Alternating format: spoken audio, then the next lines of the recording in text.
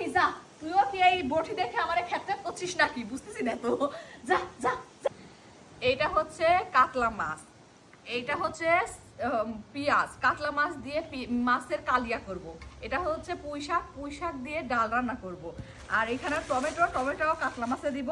আর এইটা হচ্ছে আমাদের দেশের ঐতিহ্য বটি। এই বটি নিয়েই যত কাহিনী শুরু। হ্যালো, আসসালামু আলাইকুম, কেমন আছেন সবাই? আশা করি ভালোই আছেন। দুইজন মানুষ ইচ্ছাকৃতভাবে হোক আর অনিচ্ছাকৃতভাবে হোক আমারে কয় খ্যাত। আমেরিকায় আসছি, এখনও আমার নাকি খ্যাতগিরি যায়নি। কারণ হলো আমি বটি দিয়ে মাছ কাটি, বটি দিয়ে সবজি কাটি এবং বটি দিয়ে সব কিছু করতে পছন্দ করি। চপিং বোর্ড থাকতেও কেন আমি বটি দিয়ে এইসব ধরনের কাজগুলো করি, সেই কারণেই আমি খ্যাত। বাংলাদেশে কতদিন হলে চপিং বোর্ডের চলিত হয়েছে। আগেকার দিনের মানুষগুলা কিন্তু বটিতেই সকল সবজি সকল মাছগুলা কাটাকাটি করতো। এছাড়াও গ্রাম অঞ্চলে এখনো গেলে চপিং বোর্ড দেখা যায় না, সব রকমের বটি পাওয়া যায়।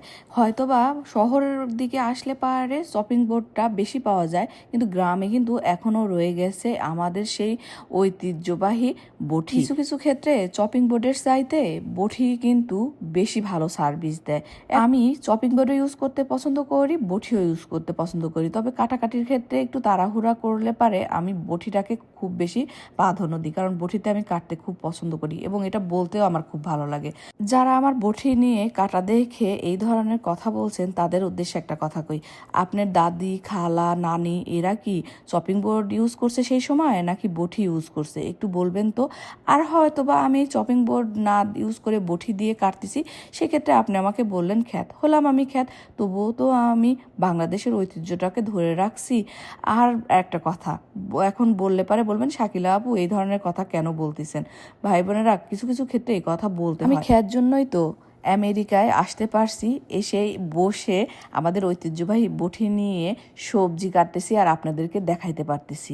আর আপনি অনেক বেশি স্মার্ট জন্য বাংলাদেশেই রয়ে গেছেন এবং মানুষের ভিডিওতে এসে এই ধরনের কমেন্ট করতে পারতেছেন।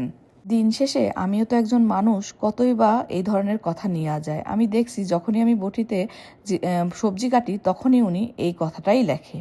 জিনিসটা এমন একটা জিনিস যেটা মানুষকে অনেক বেশি হার্ট করে। আমি কখনো আমার কথার মাধ্যম দিয়ে মানুষকে হার্ট করতে চাই না, তবুও মানুষ কেন যেন গায়ে পড়ে কথা নিতে চায়। মানুষকে কষ্ট দিয়ে কথা বলা একদমই উচিত না। কে কেমন সেটা কিন্তু আমরা কেউ আসলে জানি না। একটুখানি ভিডিও দেখে কখনো মানুষকে জাজ করাও ঠিক না। যাই হোক, আজকের রান্না খুবই মজা হয়েছিল, কারণ পুঁই শাক দিয়ে ডাল রান্না আমি অনেক দিন পরে খেলাম, তাও আবার আমার মায়ের হাতের রান্না, একদম চেটে পুটে খাইছি। আর একটা কথা, আমি সামনের ক্যামেরা দিয়ে ভিডিও করতেছি জন্য এটা কিন্তু ডান হাত ছিল, বাম হাত না, আপনারা আবার ভুল করবেন না।